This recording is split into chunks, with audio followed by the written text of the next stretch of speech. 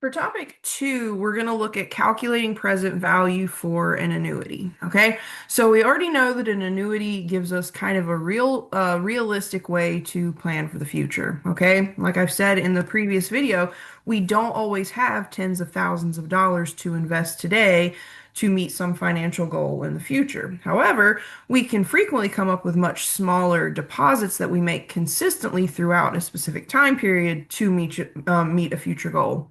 Okay, so what's going to happen in this video is we're going to calculate that present value. We're going to know what our future goal is. Okay, what we're going to do is we're going to figure out what our regular payment or regular deposit amount would be to some annuity. Okay, what I need to remind you all of, this came up in 8.3 when we were doing simple interest. This also came up in 8.4 when we were doing compound interest, and it's going to come up again here when we're doing annuities. We always round up for P. So when we're calculating P, round up, okay? So when calculating P, round up, okay? We have a new formula to consider. So our formula this time, let me change to blue, is P equals. So when we're looking for P here, we're looking for the amount of our regular deposit that we're going to make in some particular time frame, okay? So P is equal to our future goal, whatever that is, times R over N. R is going to be the interest rate. N is going to be the number of deposits we're going to make per year. We're then going to divide that by 1 plus R divided by N raised to the N times T. So remember, N is the number of payments we're going to make a year, or deposits, we'll say. This is the number of deposits we'll make a year. T is the number of years. We then subtract 1 from that, okay? So just as a quick reminder, P is the regular deposit.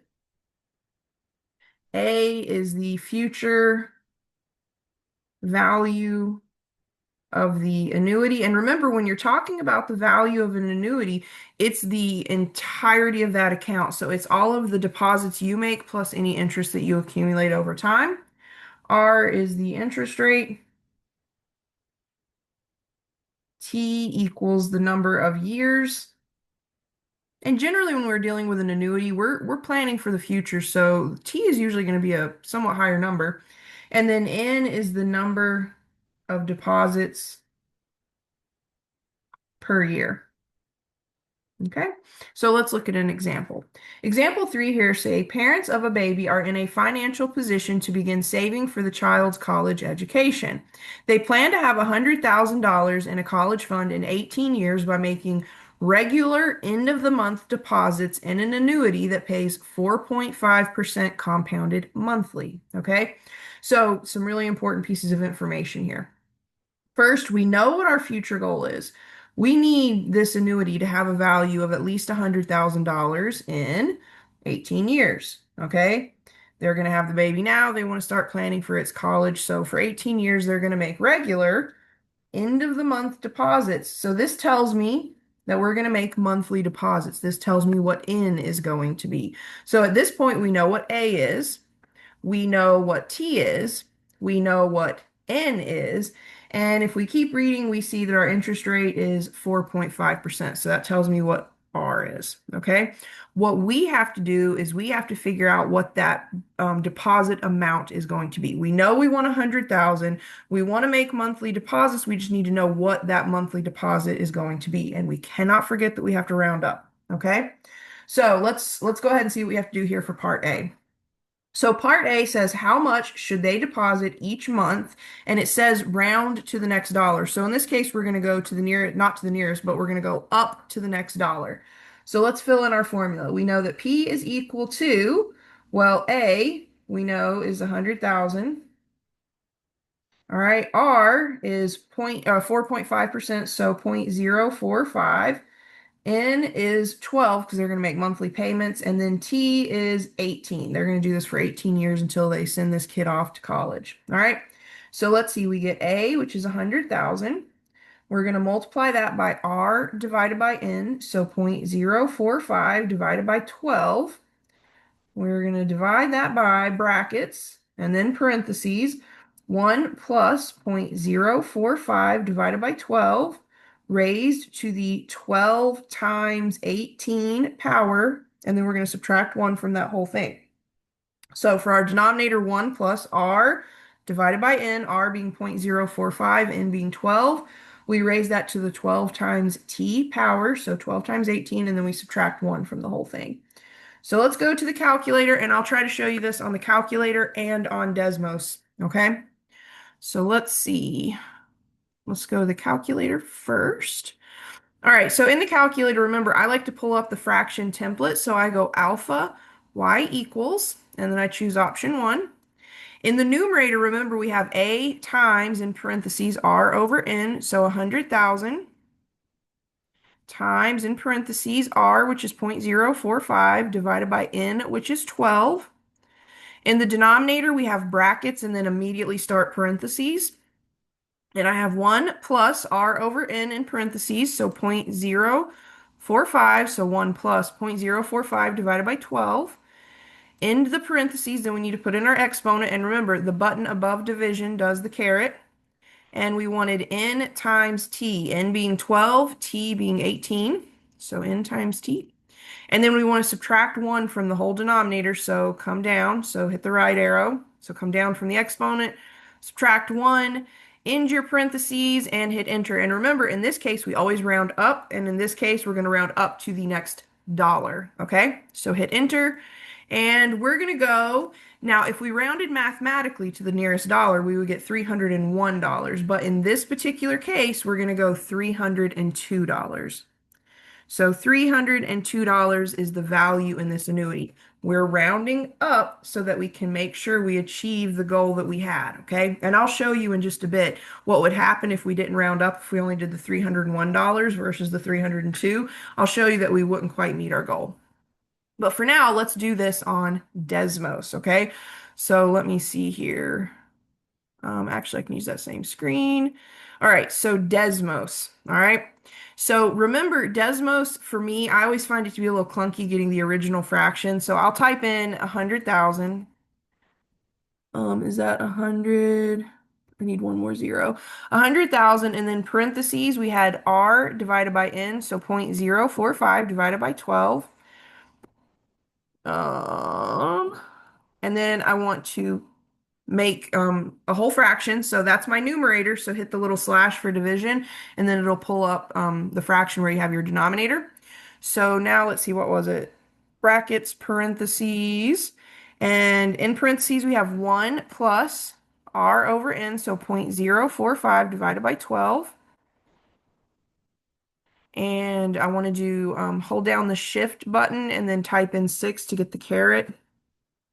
And remember, you put your exponent in parentheses if it's not just a single value. So we have what, 12 times 18? So n times t, 12 times 18.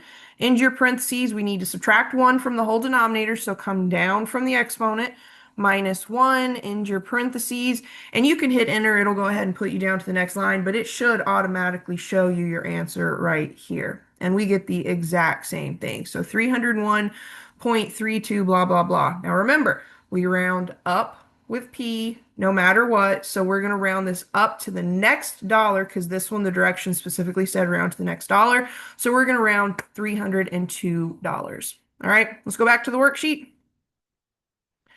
All right, so in the worksheet, it says, let me first put $302. So this particular family, each month from the time they have their baby until they send it off to college, they're going to put $302 into an annuity. Okay? Now, the part B says how much of the college fund comes from deposits and how much comes from interest. Remember, to calculate the interest when you're dealing with an annuity, we have the value of the annuity minus your contribution. So with letters or variables, the value of the annuity is A. That's the future value of the annuity. Your contribution is the value of the deposit times the number of deposits made per year. times the number of years. So A minus P times N times T. So the value of the annuity is at least 100,000. We may be a few cents more than that depending because we rounded up, we may be a little bit higher, but at least 100,000. We invested $302 12 times a year for 18 years. So just using my handheld, I'm going to get 302 times 12 times 18. That is $65,232. So the actual interest, let me scroll just a little bit. All right. The actual interest that I earned on this account, or that this family earned on this account over 18 years is $34,768. So the question, if we need to be careful about how we answer this question. The question said how much came from deposits and how much came from interest when we look at the total value of this annuity over time. Well, $34,768 came from interest, and then $65,232 came from deposits. All right. So there you have it. That is calculating present value on an annuity. We looked at the TI calculator. We also looked at Desmos. And one last thing I want to do is just to kind of bring home the point of rounding up, okay? We have to round up because we have a goal of at least $100,000, okay? If we didn't round up versus if we did round up, let's see what the annuity would look like, okay? So going back to the regular annuity formula, remember, the regular annuity formula is right here. This is when you know the value of your deposit, okay? So let's use this formula right here with two monthly payments, the one where we rounded up to $302 and the one where we would have rounded mathematically to $301. And this will hopefully prove to you why we have to always round up for P, okay? So let's go back to this problem. Okay, so kind of for fun, let's look at what A would equal. My dog is mad. Hold on. She's such a good girl most of the time. Winnie said, hold on, let me pause this. Okay, Winnie apologizes for barking and interrupting. She doesn't apologize at all. She could care less. Okay, so let's go back. What we were doing is before we were rudely interrupted by the best good girl in the whole wide world, we were looking at finding present value for an annuity. And I was like, hey, we have to always round up. Okay, let's prove to ourselves why we have to always round up. Okay, using just the regular annuity formula, which is P times R. Nope, that's not right. Hold on. I was doing two different formulas. It's P times brackets, parentheses, 1 plus R over N raised to the N times T power minus 1 all over R over N. Let's use this formula and let's let P equal $302 where we did round up. And then we're going to use the same formula where P is $301 where we would have mathematically rounded down. Okay? So we have P, let's start with $302 times 1 plus 0.045 over 12, because remember they're making monthly payments. We're going to raise this to the 12 times 18 power. We're going to subtract 1. And then in the denominator, we're going to take the interest rate of 4.5%, so 0.045. We're going to divide it by 12. So we're going to do this, and then we're going to do the same thing. Well, let me not write that. Let's just do this one first. So let's go to the calculator and see what would happen. Like, what would the actual value of our annuity be when we round up the payment to $302? Okay. So let's do the calculator. All right. So we're going to go alpha y equals. Okay. In the numerator, we have P. Remember, we rounded up and got $302. Brackets, then parentheses. 1 plus 0.045 divided by 12, that's 1 plus R over N, raised to the 12 times 18 power, so that's raised to the N times T power. We want to subtract 1 from the whole numerator, so minus 1, end your brackets. And then in the denominator, parentheses, and we want r divided by n. So 0.045 divided by n, which was 12. Whoops. Make sure you put 12.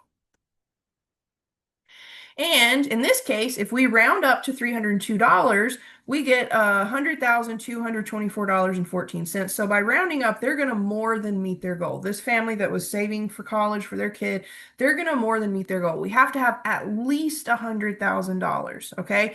If we don't round up, we would end up short of our goal. So let's do the exact same thing, but let's look to see what would happen if we plugged in $301. Okay, so I'm going to take that same formula. And we're going to just scroll over to that. Whoops. We're going to scroll over to the $302 that's in the numerator. And we're going to change it to 301. So remember, this was actually, you can see we actually got 301.324, blah, blah, blah. But let's see what happens if we just rounded to the nearest dollar, which would have been down to 301. Well, there we would have only had $99,892.27, so we wouldn't have met our goal. Now, let's see what would have happened if we did the same thing, but let's say we rounded to the nearest cent and then rounded to the next cent. So you can see here, if we scroll up a little bit, this in blue, this was the answer we got for P. So if we were going to round to the nearest cent, we would have gotten $301.32, okay, versus rounding up to the next cent, which would have been $301.33. So let's do the same formula, but this time let's go to the nearest cent and then to the next cent, because that'll be a little bit closer, okay? So we would go alpha y equals $301.33. That's going up to the next cent. Brackets, parentheses, 1 plus r divided by n raised to the n times t power. Subtract 1, end your parentheses, and then divide by r over n. So let's see what would have happened if we rounded up to the next cent instead of the next dollar. We have to make sure that we have at least $100,000 in our account. So we hit enter and we're good. We have $100,001.79. So by rounding up to the next cent, we more than met our goal. We have to have at least 100,000. We're good if we round up to the next cent. But let's see what would have happened if we had just rounded mathematically to the nearest cent. The nearest cent would have been 32 cents instead of 33 cents. So let's scoot our little cursor back and see what would happen if we go to 32. And you can see right here, we would have been less than $2 away from our goal, but we still wouldn't have met our goal. So this is why rounding is so important. When you're dealing with P, when you're finding P, when your formula starts with P equals, you have to always round up. Right here, if we had rounded mathematically, we would have been close to our goal. And like, technically, I think most people could probably come up with $1.53 to make up the difference. But just to be safe, understand that you must at least meet your goal, if not surpass it. You cannot be less than your goal. So we always have to round up for P. Okay, let's do one more example and we'll do the next one kind of quickly for the sake of time in this video. All right, so for the next example, example 4, it says you're planning for retirement and will feel comfortable. Let me scoot the picture that's on my screen. So you're planning for retirement and you'll feel comfortable if you can have 250,000 in 25 years. Okay, so you've got 25 years until retirement and you'd feel comfortable. I think the typing here is a little stupid, but you would feel comfortable if you had an extra $250,000 in the bank. Okay, so you hope to make weekly payments in an annuity that pays 4%. So there's a lot going on here. First of all, we know our financial goal. We know that we want to have $250,000 and we want to have it in 25 years. Okay. We feel comfortable making weekly payments. Okay.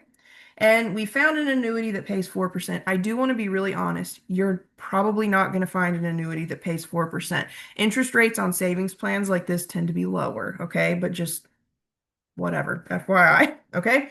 So part A says, how much should you deposit each month round to the next dollar? Excuse me, so we need to find out what P is. Okay, so we have P equals, and remember, P is equal to A times R over N in the numerator. So we want $250,000 We have an interest rate of 4%, and we're going to make weekly payments. Weekly payments tell me that N is going to be 52. So 0.04 divided by 52. And then my denominator, I have brackets and then immediately start some parentheses. And I have 1 plus R over N, so 0.04 divided by 52, raised to the N times T power. So N is 52, T is 25. Yeah, 25. And then we want to subtract 1. All right. So let's see if we can put this into the calculator and then also into Desmos. Okay. So in the calculator, all right, we're going to go alpha y equals, all right, and in the numerator, we're going to have A times R over N. So 250,000 times 0.04 divided by 52. In the denominator, we're going to have brackets and then parentheses. And then inside the parentheses, the internal parentheses, we have 1 plus R over N. So 0.04 divided by 52. We're going to end those parentheses. We're going to raise this to the power of 52 times 25. So remember, N times T, N is 52, T is 25. And then we want to subtract 1 from that whole thing. So leave the exponent, hit the right arrow, and we go -1, and then end our parentheses and hit enter. And remember, we're finding piece. We have to round up, and in the directions it said round to the next dollar. So we would need to make weekly payments of $112. Okay? So let's go back to the worksheet. Well, let's go to Desmos. Let's not leave that yet. Let's do the same thing in Desmos. So you can see here, if we round to the next dollar, we get $112. Let's scoot over to Desmos. We're going to do the same thing. So my numerator is 250,000. And then in parentheses, I want to do R times, or R divided by N. So 0.04 divided by 52. End those parentheses, and then hit divide again to create your big fraction. In the denominator, I want brackets and then immediately parentheses. 1 plus 0.04 divided by 52, so that's 1 plus R over N. Hold down Shift and 6, and then I'm going to put my exponent in parentheses, which is going to be N times T, so 52 times 25. And then leave your exponent, subtract 1, and end your parentheses. And again, you can hit enter, it doesn't really matter, but you can see here we get the exact same thing. So rounding to the next dollar, we get $112. So now let's go to the worksheet. So what would P have to be if we wanted to make weekly deposits with a goal of $250,000 in 25 years? We would need to make payments of $112. Okay. Now part B is going to ask us how much of this annuity is going to come. So the $250,000, how much is going to come from deposits that we made versus interest. Okay. So remember, you have the value of the annuity, which is A, minus your contribution, which is P, the monthly or weekly or whatever, the regular deposit, times the number of deposits per year, times the number of years. So the value of the annuity has to be at least 250,000. So we're just going to use 250,000. We paid $112, 52 times a year for 25 years. So to avoid switching screens again, just use your handheld. So 112 times 52 times 25 is 145,600. So this right here is from deposits. And the difference, when we actually do the subtraction, the difference is 104,400. And this right here is interest. Okay, so if you were able to come up with $112 each week, put it into an annuity that pays 4%, and if you did this for 25 years, you could expect to have that goal of $250,000, at least $250,000. You might be over a teeny tiny bit. Interest would be $104,400. Your contribution, does that? Yeah, your contribution would be $145,600. Okay, so that is calculating present value of an annuity. Please make sure you understand why we round up. Okay, make sure you know how to actually find the payment, the regular payment that you make, but also know how to split the value of the annuity into interest and deposits. Okay, in the last video for this section, we will look at reading a stock table.